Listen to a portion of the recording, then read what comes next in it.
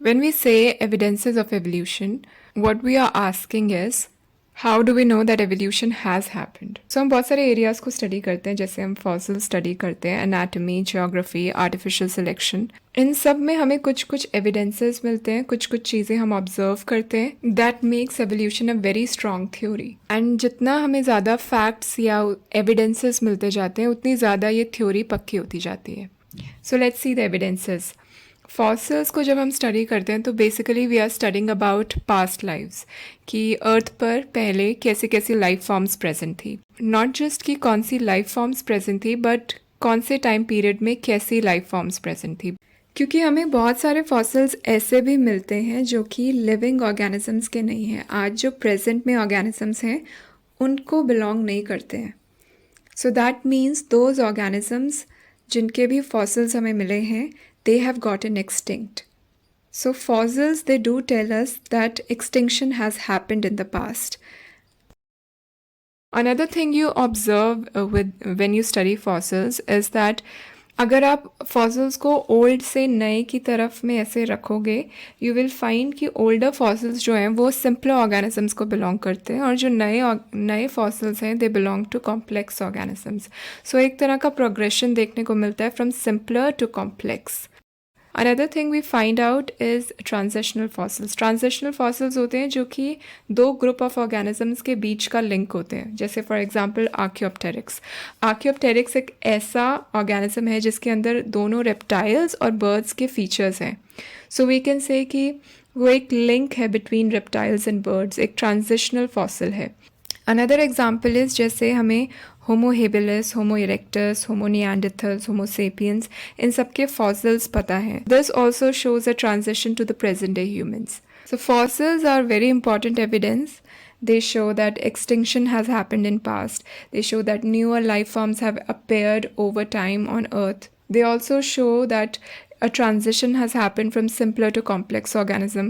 They also show transitions between two different groups like Archaeopteryx and the human species example that we saw. On the basis of this, we can say that yes, evolution has happened. Moving on, another evidence you find in homologous structures. So इसमें क्या होता है ना, that कि बहुत सारी species जो एक दूसरे से बहुत डिफरेंट दिखते हैं, लेकिन उनके पास कुछ सिमिलैरिटीज़ होती हैं। जैसे अगर आप एग्जांपल लो, ह्यूमंस, चीता, वेल्स एंड बैट्स। इन चारों स्पीशीज़ का जो लिम्ब स्ट्रक्चर है एक दूसरे से एकदम डिफरेंट शेप में है। चारों के एकदम डिफरेंट फंक्शंस हैं। एक फ्लाइंग के लिए है, एक स्विमिंग के लिए है, रनिंग के लिए है और होल्डिंग के लिए है। इन चारों के डिफरेंट फंक्शंस हैं, डिफरेंट शेप है, डिफरेंट स्पीशीज़ को बिलोंग करते हैं, लेकिन चारों के चारों सेम बोन्स से बने हुए हैं। वही सेम ह्यूमरस है, रेडियस अल्ना है, रिस्ट बोन्स हैं और फैलेंजेस हैं। So what do you make of this? इसका क्या एक्सप्लेनेशन है कि इतने डिफरेंट स्पीशीज़ में why this similarity is there, similarity of design is there. So इसको देखकर ऐसा लगता है कि कोई एक कॉमन लिम्ब डिज़ाइन था that got modified into 4 different designs. So इधर से कॉमन इंसेस्ट्री के बारे में पता चलता है कि कोई कॉमन इंसेस्टर था, चारों स्पीशीज़ का कोई कॉमन इंसेस्टर था, और उसमें जो भी लिम्ब का डिज़ाइन था वो design got modified into 4 different ways according to obviously the need of the organism. So because whales live in water, they require swimming ability, so उस हिसाब से वो डिज़ाइन मॉडिफाई हो गया। सो बैट्स में फ्लाइंग एबिलिटी आई तो वो डिज़ाइन उस तरीके से मॉडिफाई हो गया। सो एक common ancestor got modified into 4 different ways. So homologous structures हमें एक कॉमन इंसेस्ट्री के बारे में बताते हैं। होमोलोगस स्ट्रक्चर्स के साथ साथ एनालॉगस स्ट्रक्चर्स भी होते हैं। एनालॉगस स्ट्रक्चर्स में भी आप देखते हो कि डिफरेंट स्पीशीज़ में कुछ सिमिलैरिटीज़ प्रेजेंट हैं। डॉल्फिन्स और पेंगुइन्स दोनों के पास फ्लिपर्स हैं, दैट हेल्प्स इन स्विमिंग। और ये दोनों कॉमन इंसेस्ट्री भी शेयर नहीं करते हैं, बिकॉज अगर आप इनके डीएनए को स्टडी करोगे यू विल नो कि ये एक दूसरे से रिलेटेड नहीं है। Penguins are birds while whales are mammals. So इनके पास कॉमन इंसेस्टर नहीं है, but they have some sort of similarity, they have similar abilities. So अब इसका क्या एक्सप्लेनेशन है?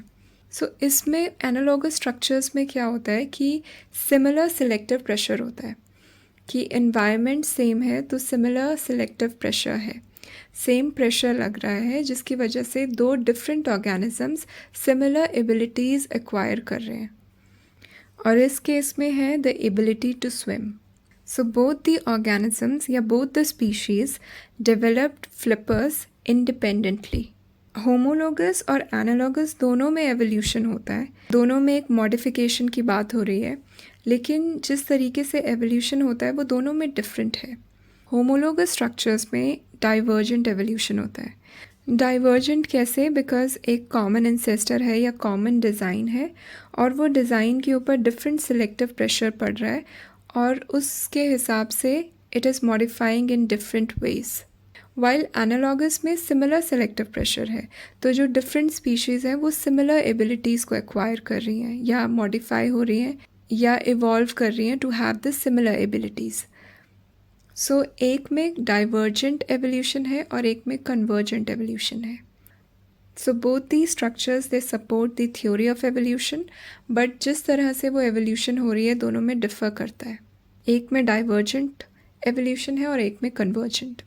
So another evidence we can find from is artificial selection. Artificial selection में क्या होता है कि humans जो हैं वो interfere करते हैं with the reproduction of a population. वो population कोई animal की population हो सकती है, plant population हो सकती है. जैसे for example, take example of chickens. आपने न्यूज़ में सुना होगा that chickens over the time has increased in size. कि 1950s में जो चिकन थे वो स्मॉलर थे और उनका वेट कम था as compared to the chickens of 2000s. अब जो चिकन्स होते हैं उनका वेट ज़्यादा होता है और वो ज़्यादा बिगर होते हैं.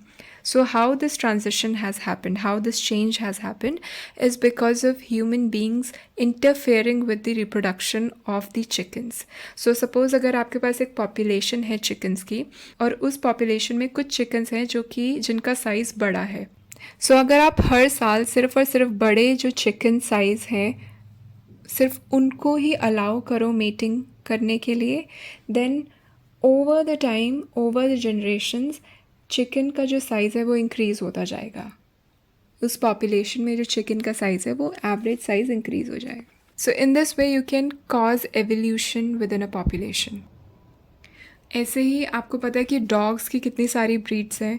ये सारी ब्रीड्स भी ह्यूमन की वजह से हुई हैं. प्लांट्स में एक ब्रासिका प्लांट होता है, उस ब्रासिका प्लांट की मॉडिफिकेशन से कैबेज, कॉलीफ्लावर, ब्रोकली, केल, ये सारी डिफरेंट प्लांट वेराइटीज़ बनाई. इसमें क्या होता है कि आप एक पर्टिकुलर ट्रेट को सिलेक्ट करते हो. जैसे ब्रासिका में आपने बिगर बड्स को सिलेक्ट किया तो ओवर द जनरेशन वो कैबेज बन गया. आप अगर बड़े बड़े फ्लावर्स को सिलेक्ट करते रहोगे तो over the generation it became cauliflower. So इस तरीके से आप एक पर्टिकुलर ट्रेट को सिलेक्ट करते हो and that trait flourishes within that population. जैसे चिकन्स के केस में you selected for the bigger chicken size because obviously उससे मीट प्रोडक्शन बढ़ जाएगी. So therefore you select for bigger chicken size and therefore you only allow the chickens who are bigger in size to mate with each other. सो इसका argument ये है कि अगर humans एक particular trait को select कर सकते हैं एंड ओवर द टाइम उस पॉपुलेशन को चेंज कर सकते हैं, एक एवोल्यूशन कॉज कर सकते हैं, then can't the nature do the same with all the organisms over such a long period of time. Another example is the example of resistant organisms. जैसे फॉर एग्ज़ाम्पल हम drugs बनाते हैं against a particular microbe. तो अगर कोई infected है, उसकी body में माइक्रोब्स प्रेजेंट है, वो ड्रग खाता है, वो ड्रग उस माइक्रोब को किल कर देती है. लेकिन उस माइक्रोब की पॉपुलेशन में कुछ ऐसे माइक्रोब्स होंगे जिनके अंदर रेजिस्टेंस की क्वालिटी होगी. They would be resistant to that particular drug. So because वो रेजिस्टेंट हैं they will survive, and because they will survive they will start increasing their number within the microbe population. So होगा क्या, over the time जो microbe की population है वो change हो जाएगी और उस population में अब ऐसे organism ज़्यादा हो जाएंगे, ऐसे microbes ज़्यादा हो जाएंगे which are resistant to that particular drug. So over time जो माइक्रोब की पॉपुलेशन है that has change from being sensitive to drug to being resistant to drug. So again this change, this evolution has happened.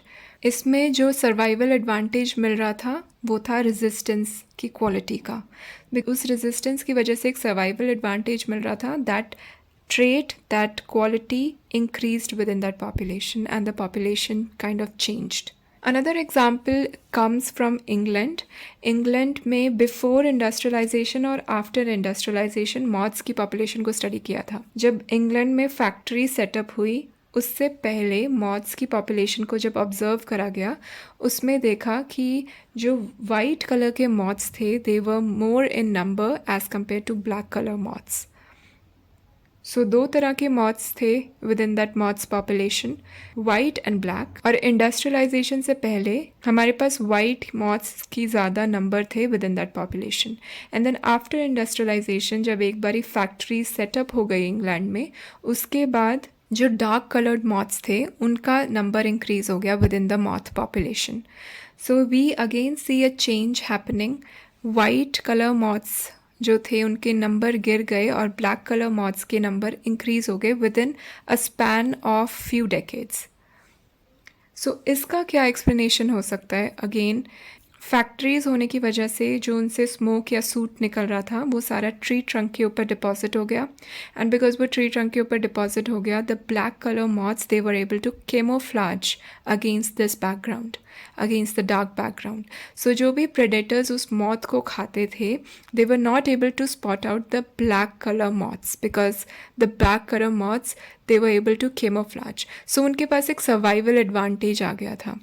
Black colour moths के पास because survival advantage था their number increase within the population. और white क्योंकि easily spot out हो जा रहा था और प्रेडेटर्स उसे खा ले रहे थे सो उनका नंबर्स डिक्रीज होने लग गया। सो इसमें भी अगेन जो कलर है that is the trait that has been selected.